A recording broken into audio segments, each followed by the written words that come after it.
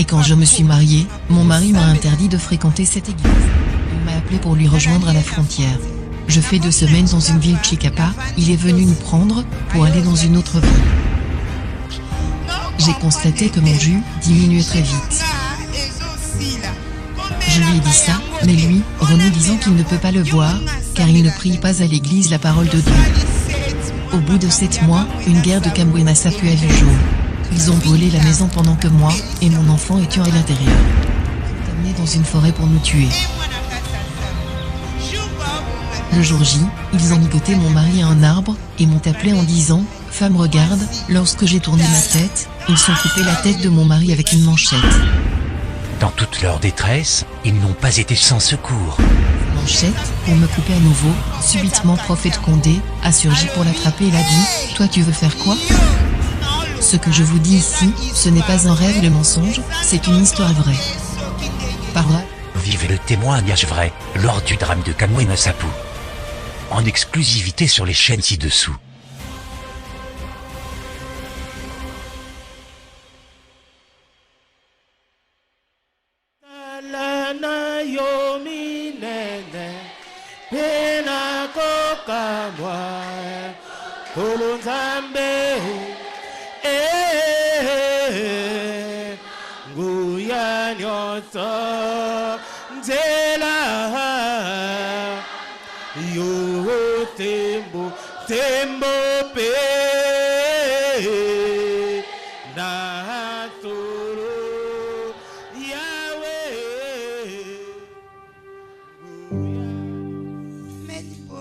Amen la famille.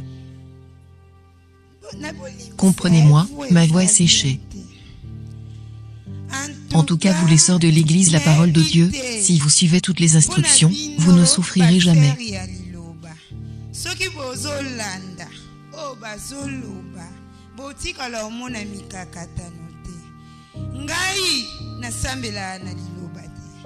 J'avais une amie au nom de Rachel, celle qui m'a montré cette église. Nous venions régulièrement. Mais, si chez nous à la maison on me demande « Où partez-vous chaque fois ?», je réponds toujours « Nulle part ».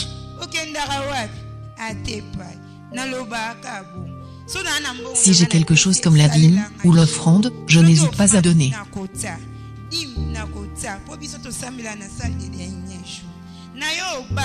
Et quand je me suis mariée, mon mari m'a interdit de fréquenter cette église.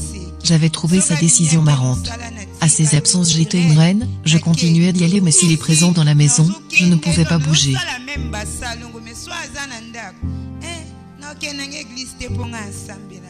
Et après, mon mari avait voyagé. Lorsqu'il avait voyagé, il m'a laissé une somme de 1 000 francs, et m'a demandé de l'utiliser pendant juste 20 jours, parce que nous devrions lui rejoindre. J'avais dit seulement un oui, et j'ai pris une partie d'argent pour payer ma dîme, et l'offrande. Dans moins 20 jours, il m'a appelé pour lui rejoindre à la frontière. Je fais 2 semaines dans une ville Chicapa, il est venu nous prendre, pour aller dans une autre ville. Une fille au nom de Néné est venue me saluer disant je ressemble à sa cousine qui habitait Congo, maintenant elle est à Bandundu, je l'ai dit ce n'est pas moi, elle a dit effectivement les gens se ressemblent, elle m'a posé la question si je prie où, je l'ai répondu nulle part.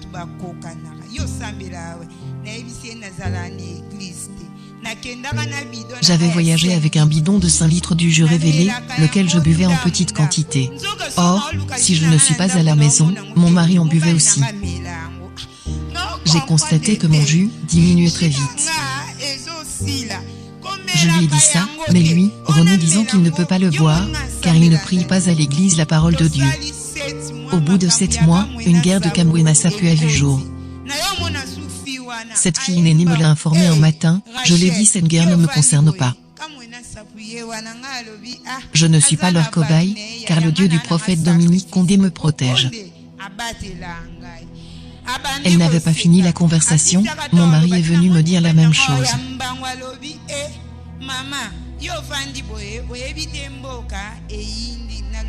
Je me suis dit que la volonté de Dieu s'accomplisse. Et quand ils sont venus nous arrêter, j'ai dit, ça doit être cette fille Néné, qui nous a dévoilé que nous sommes de la province de Bandundu.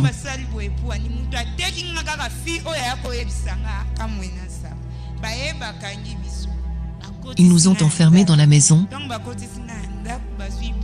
J'ai profité pour prendre 2 flacons du jus dans les poches de mon jogging.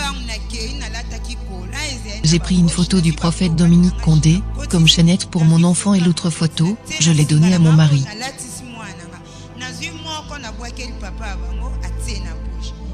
Ils ont brûlé la maison pendant que moi et mon enfant étions à l'intérieur.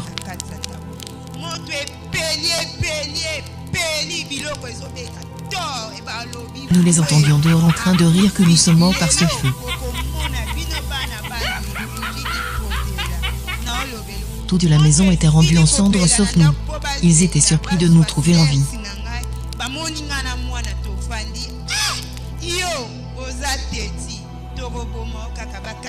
Ils nous ont amenés dans une forêt pour nous tuer. Le jour J, ils ont ligoté mon mari à un arbre, et m'ont appelé en disant « Femme, regarde ». Lorsque j'ai tourné ma tête, ils ont coupé la tête de mon mari avec une manchette. Ils ont mis sa tête à côté, j'ai dit que la volonté de Dieu soit faite. Et lorsqu'ils sont venus vers moi, pour me couper aussi la tête, ils ont placé l'enfant près de moi, et m'ont demandé de faire une dernière prière. J'ai rappelé à mon Dieu ma dîme, mes offrandes, et mes bonnes œuvres, je ne les prenais nulle part. C'est seulement cet homme qu'on a coupé la tête qui me donnait l'argent. Maintenant, tu as laissé qu'il soit tué, de ma part, je n'ai rien à dire tellement tu as accepté que ton nom soit insulté. Tu as fait de moi Joseph de ma famille, laquelle il ne croit même pas en toi.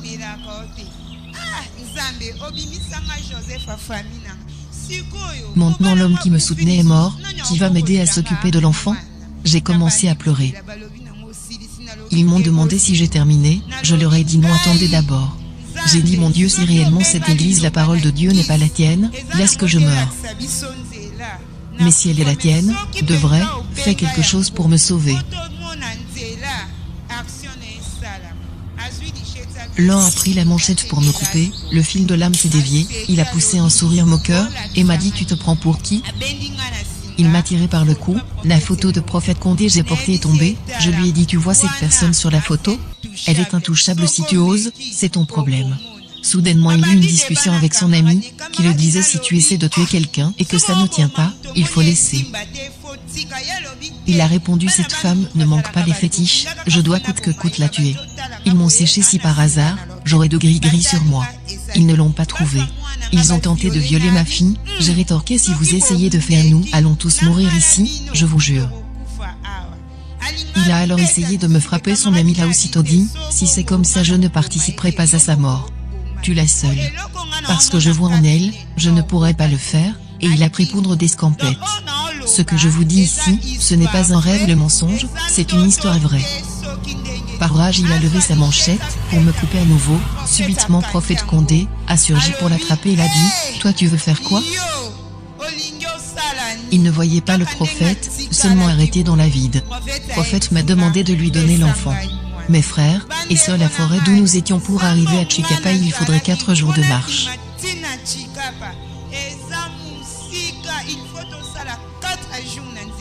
Mes frères et sœurs, mais nous l'avons fait avec prophète dans moins d'1 heure, nous sommes arrivés à Chikapa. Une fois au parking il m'a montré un véhicule, que je dois entrer avec l'enfant, je me suis demandé si lui aussi a été arrêté, et on a voulu le tuer aussi. Parce que tel que vous me voyez là, il n'a jamais physiquement prié pour moi, pitié pour lui.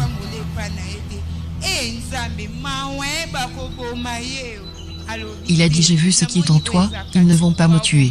Il a pris du jus révélé, me l'a fait boire avec l'enfant, et puis m'a ordonné d'aller monter au véhicule.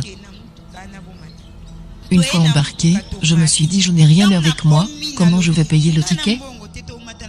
Du coup, le receveur est venu vers moi, me dire que je dois aller monter derrière parce que l'argent qu'on a payé pour moi est trop petit, que je n'ai rien à s'inquiéter. C'est le chauffeur qui a ma situation en main.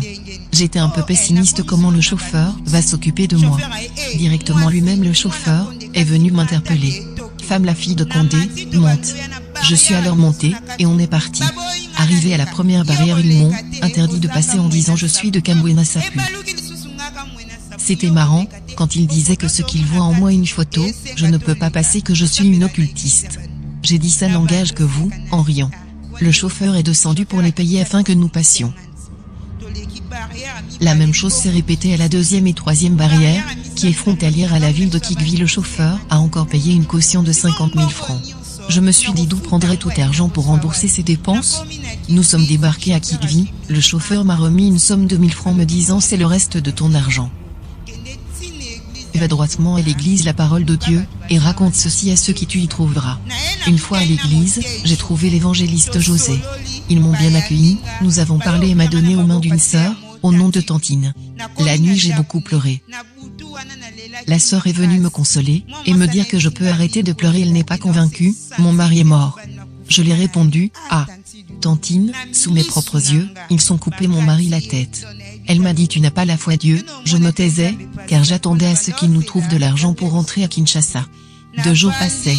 Lundi, mardi, mercredi, j'ai reçu un appel d'un code Angola. Je me suis interrogé, à qui appartient ce numéro? Allô, allô. Comment tu vas? Je vais bien. Et l'enfant? Il va bien. Où êtes-vous? J'ai dit nous sommes à Kikvi.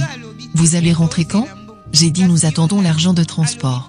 Je lui ai demandé qui es-tu car lui, mon mari, m'appelait souvent Banga. Il m'a dit Banga ce que j'ai vu tu n'en croiras jamais. Quand on t'appelait femme regarde, en ce moment votre prophète m'avait pris par la main, et m'a traversé en Angola, ce n'était pas moi.